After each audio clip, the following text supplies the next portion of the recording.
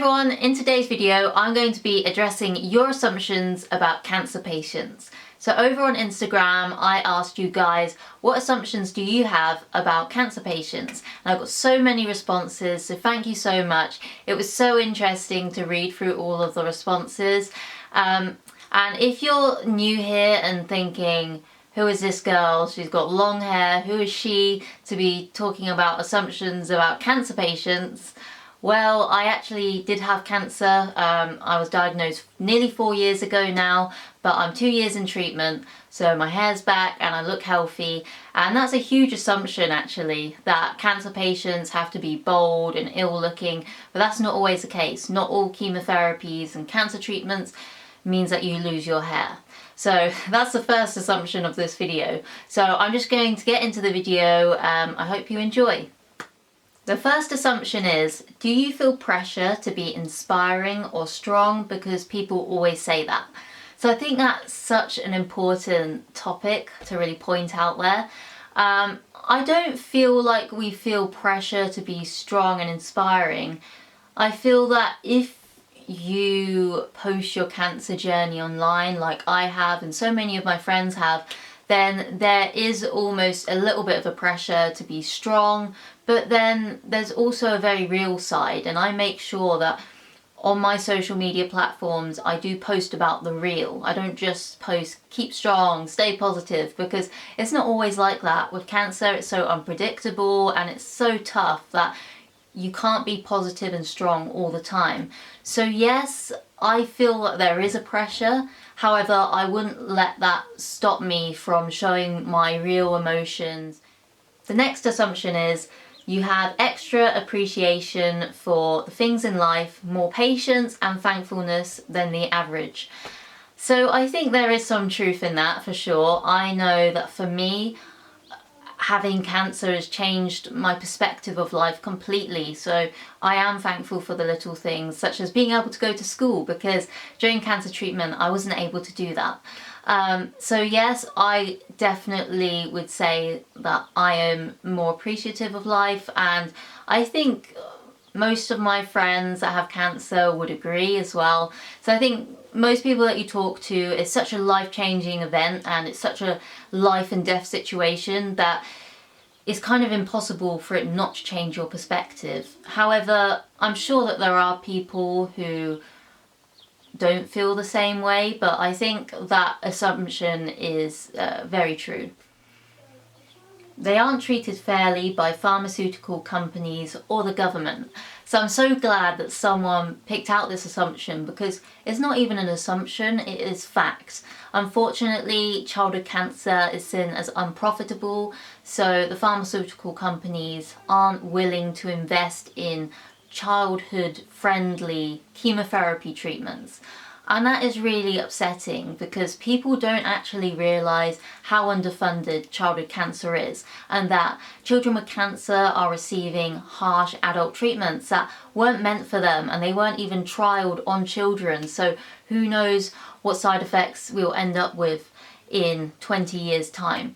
And I think that it's so important that pharmaceutical companies see us as worthy as adults, because even though childhood cancer cases make up just 1% of all cancer cases in the UK, they are still meaningful. That is the future generations, and pharmaceutical companies should invest in the future generation. But that's enough of me preaching. But yes, your assumption is very correct. Pharmaceutical companies do not invest a lot of money into us.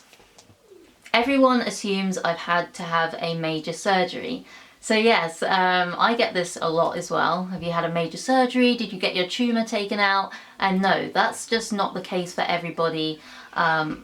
It's just like how cancer treatment isn't always chemotherapy. There are different therapies out there now. So that's a huge assumption that people make. But yes, not everybody has surgery, because surgery isn't always possible as well.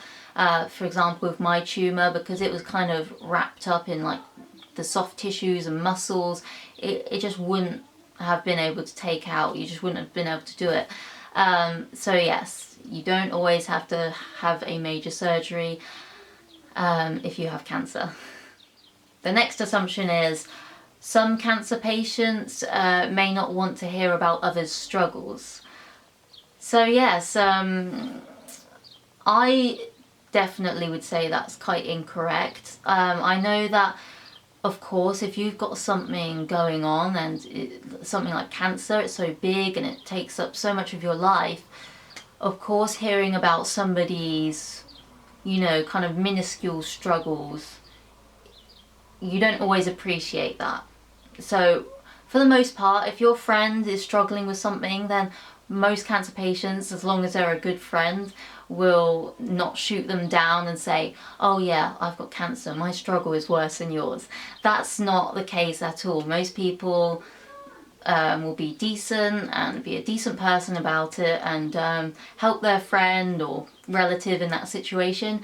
However, I feel like cancer patients may get a little bit annoyed when someone says, for example, oh, I've got a cold, I'm going to die. That, it's just an overreaction. That's not even a struggle. It's a simple cold. You're going to get over it. Whereas with cancer, it's not simple. It's very complex and it's very uncertain whether you will survive. Someone says, well, not my personal assumption, but in movies they always seem so depressed. I guess you could say that a lot of cancer patients are depressed because, of course, it's cancer. It's not fun whatsoever. However, I feel like a lot of cancer patients do have a lot of positivity in them still. We're not always just cooped up in our rooms, crying, feeling sorry for ourselves. That's not the case whatsoever.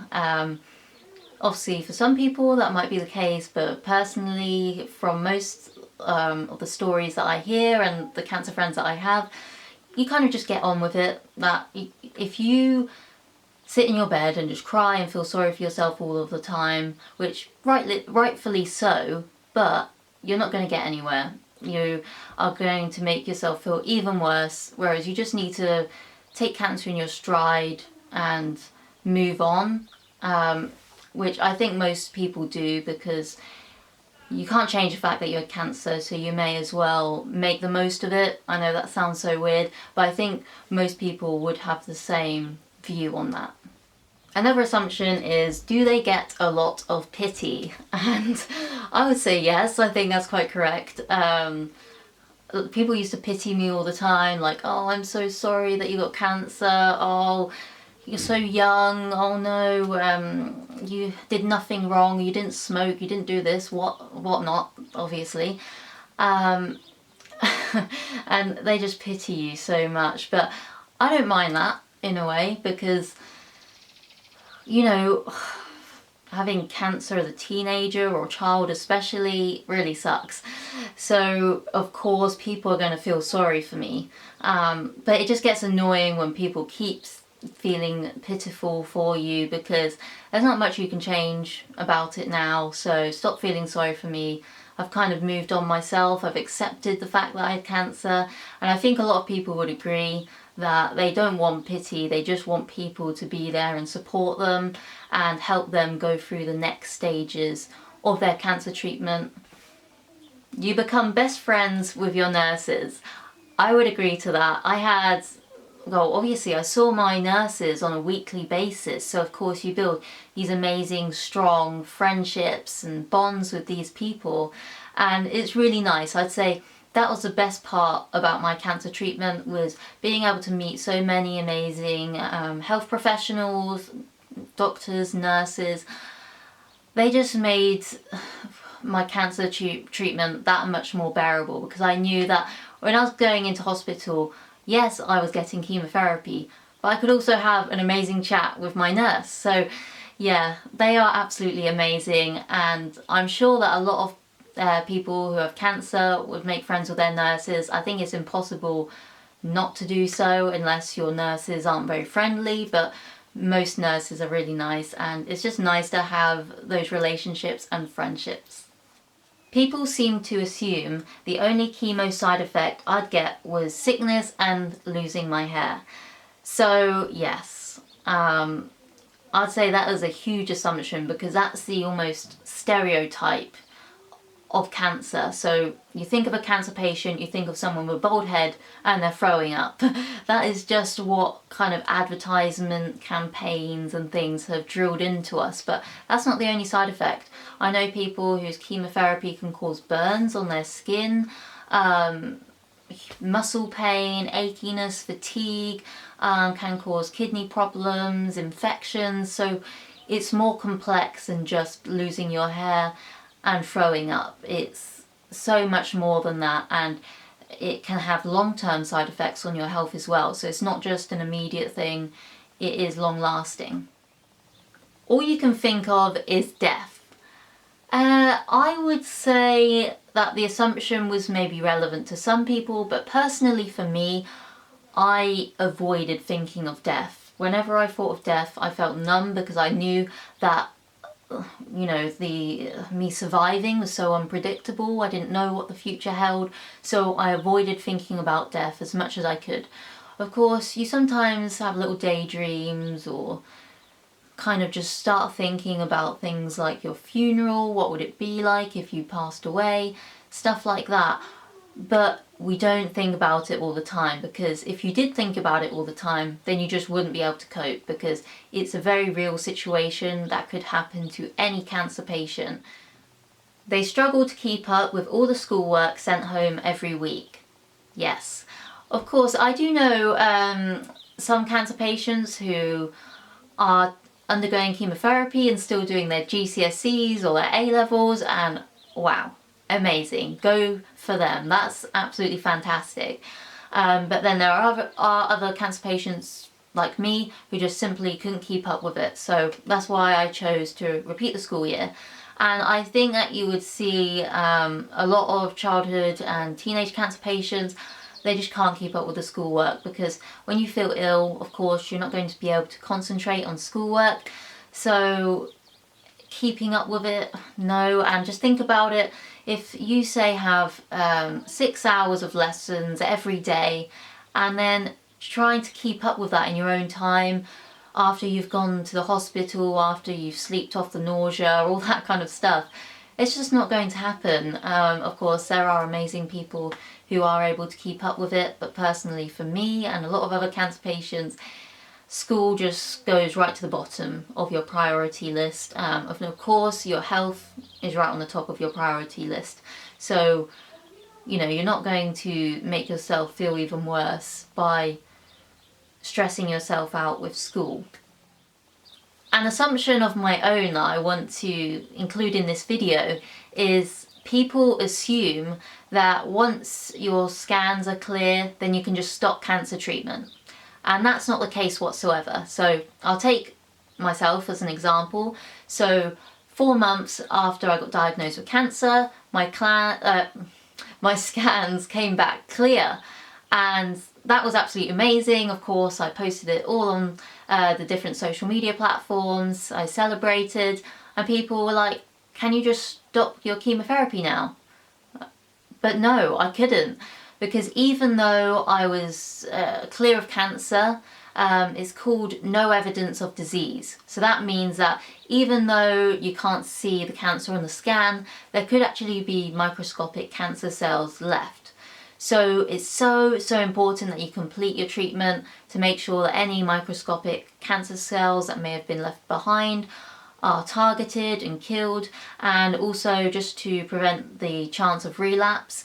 So I think that's a huge assumption, because even though your scans are clear, you're no evidence of disease rather than cancer-free. It's not until you end your treatment and then you get scans that you're classed as cancer-free, and then once you finish remission with clear scans, then you're classed as cured. So I get asked about that so much, and about the different types of clear of cancer, I guess, and I just wanted to address that on this video.